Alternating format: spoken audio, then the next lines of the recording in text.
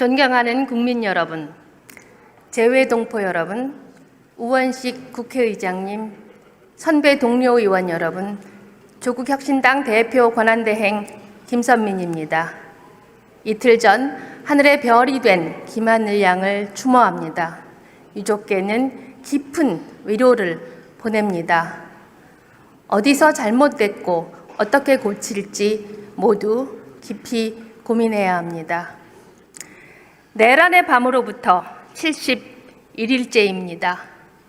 그동안 민주주의를 함께 지킨 응원봉 청년과 시민들의 삶은 여전히 고단합니다.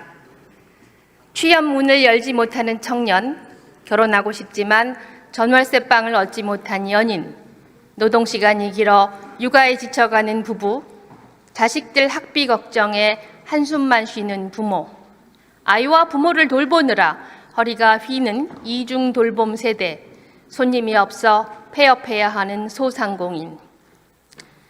이들은 묻습니다. 대한민국은 어디로 가야 합니까? 국민이 이 자리에 계신다면 이렇게 물을 것입니다. 국민의힘 권영세 비대위원장님, 윤석열의 12.3 비상계엄 선포는 합헌입니까? 권성동 원내대표님, 윤석열의 내란 혐의는 무죄입니까? 윤상현 의원님, 윤석열은 대통령직에 복귀해야 합니까?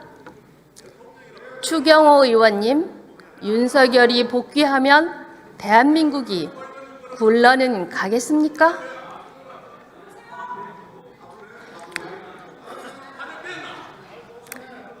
상황은 안개 속입니다. 내란 우두머리가 구속되자 폭도들이 법원에 난입했습니다. 종교 지도자를 자처하는 이들과 국민의힘 소속 일부 의원들, 대통령 변호인단 일부 지식인들이 폭동을 잠재우기는커녕 부추깁니다. 여당과 정부는 탄핵 심판을 늦추려고 책략을 부립니다. 독재를 내재화해 이 나라를 신유신 체제로 끌고 가려고 합니다. 이들을 숙주 삼아 극우 파시즘이 스멀스멀 도달하고 있습니다.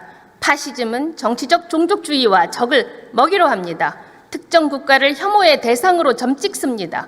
폭력과 혐오를 일삼습니다. 선거를 부정합니다. 저지되는 듯한 했던 내란은 끝나지 않았습니다. 법정과 길거리, 유튜브에서 이어지고 있습니다. 국민들은 다시 걱정하고 있습니다. 내란은 완전히 종식해야 합니다. 타협과 무마로는 할 수 없습니다. 내란을 완벽하게 종식하고 헌정 질서를 회복할 방법은 한 가지입니다. 돌려 말하지 않겠습니다.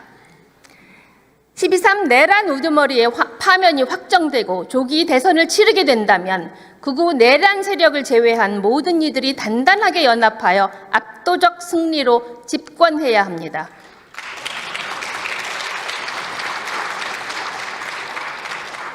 그래야 극우 파시즘을 발화 단계에서 제거할 수 있습니다. 그래야 반헌법 내란 세력을 권력 근처에서 몰아낼 수 있습니다. 그래야 비로소 국민을 통합할 수 있습니다. 이를 위해 헌정 수호, 민주공화정을 믿는 모든 이들이 연대해야 합니다. 바로 새로운 다수연합입니다.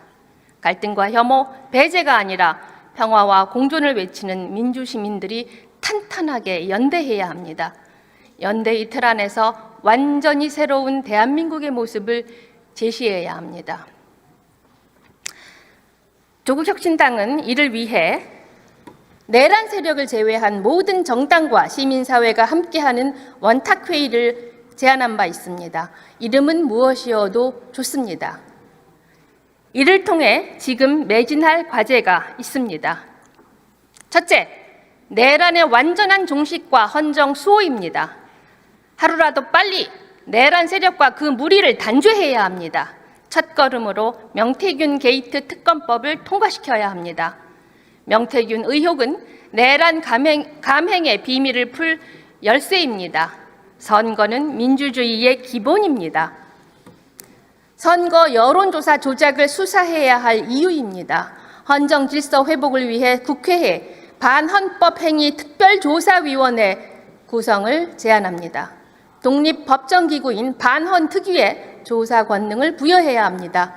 수사가 필요하면 상설특검을 발동할 수 있게 해야 합니다. 그래야 내란의 진상을 낱낱이 밝혀 기록할 것입니다. 단죄의 근거를 마련해 내란 세력을 발본색원해야 합니다. 둘째, 내란 세력을 잉태하고 배출한 권력기관을 개혁해야 합니다. 특히 검찰입니다. 검찰은 지난 70년간 권력 주변부에 있다가 현 정권에서 스스로 권력이 됐습니다. 검찰의 최대 피해자가 누굽니까? 바로 조국과 이재명 두 야당의 전현직 대표입니다. 검찰은 고쳤을 수 없는 조직입니다. 다음 정권에서도 초반에는 말을 듣는 듯 하다가 힘이 빠지면 바로 뒷목을 물어뜯을 것입니다.